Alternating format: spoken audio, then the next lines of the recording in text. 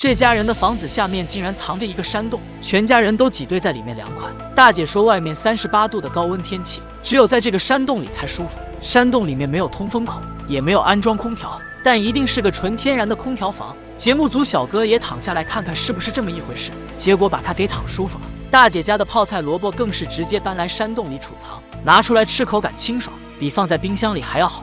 所以大姐每次都回到房子里准备好饭菜，然后直接端进山洞里，两口子一起在里面快乐的嗦粉，别说有多幸福了。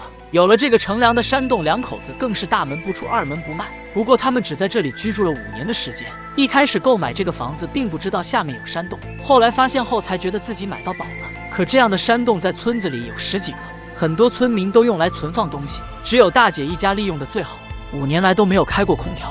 但节目组在走访老一辈的村民才得知，这些山洞有着悲伤的历史。在战争期间，山洞是人们作为庇护所的地方。经历着战争的人们唯一能躲避炸弹的袭击，就是挖掘山洞来逃难。因此这些山洞流传至此。曾经这里是先人的避难所，现在是后人的乘凉处，它代表着一段难忘的历史。大姐两口子表示会更加珍惜，让这里以后都充满了快乐。如果还想了解更多奇闻异事，可以点个赞或者关注支持一下。